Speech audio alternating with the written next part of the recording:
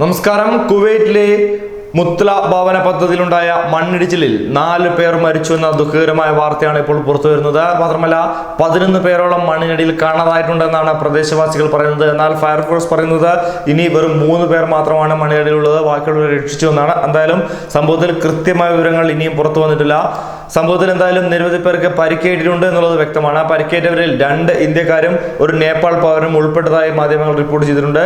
അഗ്നിശമന സേനയും സുരക്ഷാ സംഘവും സ്ഥലത്ത് ഇപ്പോഴും തിരച്ചിൽ നടത്തിക്കൊണ്ടിരിക്കുകയാണ്. ഇന്നലെ രാത്രിയും എന്തായാലും തിരച്ചിൽ വളരെയധികമായി നടന്നുകൊണ്ടിരിക്കുകയാണ്. മരണസംഖ്യ എന്തായാലും ഉയരുമെന്ന് തന്നെയാണ് ലഭിക്കുന്ന സൂചനകളിൽ നിന്ന് വ്യക്തമാകുന്നത്. മണ്ണിനടിയിൽ നിന്ന് കണ്ടെടുത്ത 3 പേരെ ജഹ്റ ആശുപത്രിയിലേക്ക് മാറ്റിക്കഴിഞ്ഞു. ശക്തമായ മണൽക്കാറ്റിനെ തുടർന്നായിരുന്നു ഇത്തരത്തിലൊരു മണ്ണിടിച്ചിലുണ്ടായത്. തൊഴിലാളികൾ ഓടി രക്ഷപ്പെടാൻ ശ്രമിച്ചുവെങ്കിലും ചിലർ കുഴിയിലേക്ക് ആ കാറ്റിന്റെ സാന്നിധ്യത്തോടുകൂടി വീഴുകയായിരുന്നു എന്നും ദൃക്സാക്ഷികൾ തന്നെ പറയുന്നു. ബുധനാഴ്ച വൈകുന്നേരം 4 മണിക്ക് ശേഷമായിരുന്നു ഈ സംഭവം നടന്നത്. 20 ആംബുലൻസുകൾ ഇവിടെ സ്ഥലത്തെത്തിയാണ് ഇവരെ ആശുപത്രിയിലേക്ക് മറ്റും നീക്കുവാൻ സഹായിച്ചത്.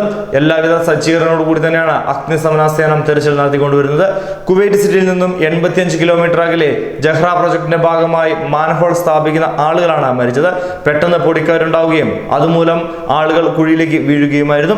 കുവൈറ്റിൽ ശക്തമായ തണുപ്പാണ് കുറച്ചു നാളുകളായി അനുഭവപ്പെടുന്നത്. അതോടുകൂടി ഈ മരുഭൂമി ഉണ്ടായ മേഖലയിൽ വളരെ ശക്തമായ പൊടിക്കാറ്റുമുണ്ടായി.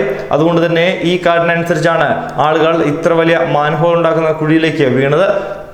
ഒരു ചൈനീസ് കമ്പനിയാണ് ഈ പ്രൊജക്ട് ഏറ്റെടുത്ത് ഈ ജോലിക്കാരെ കൊണ്ട് വർക്ക് ചെയ്യിപ്പിക്കുന്നത്.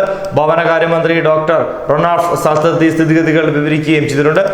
ചൈനയിൽ നിന്ന് ഇപ്പോൾ തൊഴിലാളികൾ ഒരു ഭാഗങ്ങളിലും എത്തി പണിയെടുക്കാത്തത് വലിയ ദുരിതമാണ് ഉണ്ടാക്കിയിരിക്കുന്നത്. അതുകൊണ്ട് തന്നെ ഒരുപക്ഷെ ഈ കമ്പനി അധിക സമയം നൽകി ജോലിക്കാരെ പണിയെടുപ്പിച്ചു എന്നുള്ള തുടങ്ങിയ കാര്യങ്ങളും അന്വേഷിക്കുമെന്നും അദ്ദേഹം വ്യക്തമാക്കി. എന്തായാലും മരണസംഖ്യ ഇനിയും കൂടുമെന്ന് തന്നെയാണ് ലഭിക്കുന്ന ഏറ്റവും പുതിയ വാർത്തകളിൽ നിന്ന് വ്യക്തമാകുന്നത്. ന്യൂസ് ഡെസ്ക് പ്രവാസി മലയാളി.